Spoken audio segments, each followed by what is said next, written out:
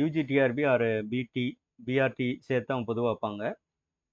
ஒரு 105 டே strategic study plan. இதில் மெயினாக என்னென்னா இந்த 10 யூனிட்டை ஒரு அரௌண்ட் 100 டேஸில் கம்ப்ளீட் பண்ணுற மாதிரியும், ரிமைனிங் டேஸில் வரிசையாக ரிவிஷன் டெஸ்ட்டு மாடல் டெஸ்ட் மாதிரியும் போட்டிருக்கேன். நான் ஒரு 2 ரிவிஷன் டெஸ்ட்டு 5 யூனிட்டு, அப்புறம் ஒரு 3 மாடல் டெஸ்ட் அப்படிங்கிற மாதிரி போட்டிருக்கேன். டைம் இருந்தால் இதை நம்ம எக்ஸ்டெண்ட் பண்ணிக்கலாம். இது வந்து கொஞ்சம் அதே ஆர்டரில் இருக்கும், அதாவது சிலபஸ் ஆர்டரில் இருக்கும். பட் தேவைப்பட்டால் நம்ம இந்த ஆர்டரை மாற்றிக்கலாம். இந்த ஃபஸ்ட்டு 2 வீக் என்ன பண்ணலாம் அப்படின்னா, யூனிட் 1 அல்ஜிப்ரா மொத்தம் வந்து 14 நாள் அந்த கணக்கு.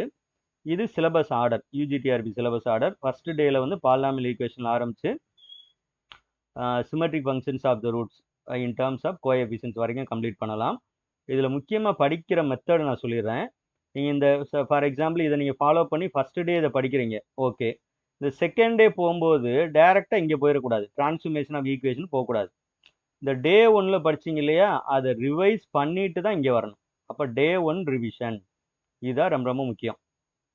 அப்போ டிரான்ஸ்ஃபர்மேஷன் ஈக்குவேஷன் இதெல்லாம் ஆரம்பிச்சு டெக்கார்டேஸ் ரூல் ஆஃப் சைன் வரைக்கும் முடிச்சிடுறீங்க, ஓகே. தேர்டு டேக்கு வர்றீங்கன்னா revision of day 1 and day 2, இது முக்கியம்.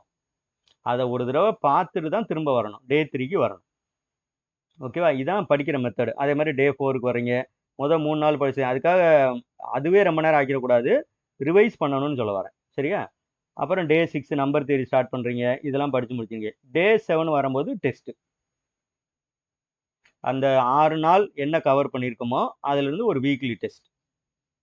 டைம் நிறையா இருந்தால், அப்படி இல்லைன்னா என்ன பண்ணணும்னா எவரி 4th டே வந்து டெஸ்ட் வைக்கணும், அல்லது டெஸ்ட் எழுதணும். வைக்கணும் மீன்ஸ் நீ அட்டன் பண்ணணும். அந்த இப்போதைக்கு நான் 3 months அந்த கணக்கில் போட்டிருக்கேன். இந்த மாதிரி பண்ணணும்.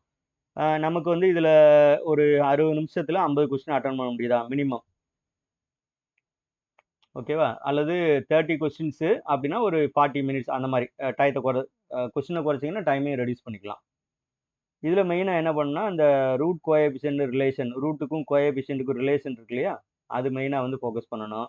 மேட்ரிக்ஸ் இருந்துச்சு இல்லையா, அந்த matrix classification, types of matrix பற்றி, அப்புறம் ஆய்லர் ஃபெர்மாட் ரிசல்ட், அதெல்லாம் ரிப்பீட்டடாக கேட்பாங்க, அந்த விஷயம் பார்க்கணும். இந்த டே 8க்கு போகும்போது இங்கே நான் கிளியராக போட்டிருக்கேன். ஃபஸ்ட்டு 7 days 1 week படித்தோம் இல்லையா, அதை ரிவிஷன் பண்ணணும். அப்புறம் தான் இந்த நியூ டாபிக் வரணும்.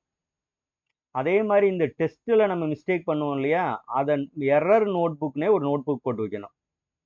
மேபி அது சின்ன சைஸாக இருந்தால் நல்லது. இந்த A5 சைஸ்ன்னு சொல்லுவாங்க இல்லையா, ஒரு சின்ன சைஸாக இருக்கும். எரர் நோட் புக், மிஸ்டேக்லாம் நோட் பண்ணுறதுக்காகவே. இன்னொன்று வந்து பார்த்தீங்கன்னா ஃபார்முலா நோட் புக், அதில் ஃபார்முலா தவிர வேறு எதுவும் இருக்கக்கூடாது. இப்படி போட்டிங்கன்னா நீங்கள் மிஸ்டேக்கை அவாய்ட் பண்ணிக்கிட்டே வரணும், சரி பண்ணிக்கிட்டே வந்தீங்க, அதாவது திரும்ப அதை ரிப்பீட் பண்ணாமல் வந்தீங்கனாலே போதும். இன்னும் எல்லாருமே வந்து இப்போ நம்ம ஒரு டெஸ்ட் வைக்கிறோன்னா 50க்கு 50 மார்க் எடுக்க போகிறதில்ல, 50 கொஸ்டினுமே கரெக்டாக இருக்க போகிறதில்ல. இப்போ 40 கரெக்டாக வருது, 10 தப்பு வருதுன்னா அந்த 10 கொஸ்டின் மறுபடியும் தப்பாக வரக்கூடாது. அப்போ எங்கே நம்ம மிஸ்டேக் பண்ணுறோம் அப்படிங்கிறத அனலைஸ் பண்ணணும். அடுத்து வீக்கு செகண்ட் வீக் எண்டில் பார்த்தீங்கன்னா ஃபஸ்ட் யூனிட் கவர் ஆயிடுது. அப்போ full unit test. New batch. Admission open.